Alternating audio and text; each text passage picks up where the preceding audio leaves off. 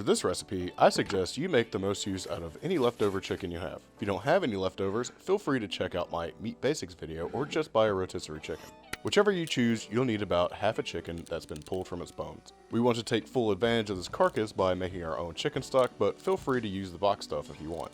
Now that you've gotten the chicken off the bones, grab a sheet pan and place all of your bones and skin on it. Try to place them in the same spot that I am, otherwise it may not turn out correctly. Put this into an oven that's been set to 450 degrees Fahrenheit for 30 minutes to roast. While that's in the oven, let's take our pulled chicken and give it a rough chop. Okay, the bones are out and looking and smelling quite roasty. Head over to your stove and add 4 cups of fresh cold water to a pot and set the heat to high. Once the water comes to a simmer but doesn't quite smell like boiling water, add in your roasted skin and bones and then reduce the heat to low for about 30 minutes. Again, please place these in the same spot as I am, otherwise yours might not come out the same. While this is simmering away, let's go ahead and get the flatbread made. In a bowl, add in 2 eggs, 1 ounce by weight of ground pork rinds, about an 1/8 teaspoon of garlic powder, an 1/8 teaspoon of oregano, a few twists of cracked black pepper, and finally a 1/2 teaspoon of baking powder. Give this a whisking until homogeneous and let rest for 5 minutes to let the pork rinds soak up the eggs. Next, grab a sheet pan with a non-stick baking mat and pour over your flatbread mixture. Spread this out with a spoon into the shape of a rectangle.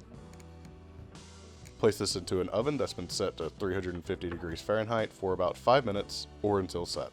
While that's in the oven, let's make a quick and optional gremolata. Take what you thought was parsley and give it a rough chop. Once you've done that, get about a 1/4 teaspoon of lemon zest and then throw this into a bowl along with 2 tablespoons of ground pork rinds, 1 tablespoon of olive oil or liquid fat of choice, just a few shakes of salt, and then maybe a 1/4 teaspoon of fresh squeezed lemon juice. Give this a mix and set it aside while we take care of our stock. Remove all the bones and skin. All you'll need is about 1 cup of your stock.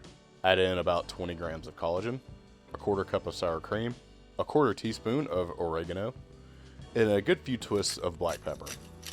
Give it a mix and bring the heat to medium and let it simmer until reduced by at least half. Once this has happened, add in your chicken and continue to reduce until the sauce is thickened and your chicken is heated through. Alright, the flatbread has been done for about 10 minutes now and it has had time to cool. For that authentic restaurant feel, pull out a piece of parchment paper and place your flatbread on it. Next, spoon on some of your saucy chicken. Then sprinkle on your gremolata. Fold this over and press firmly to make sure it's together.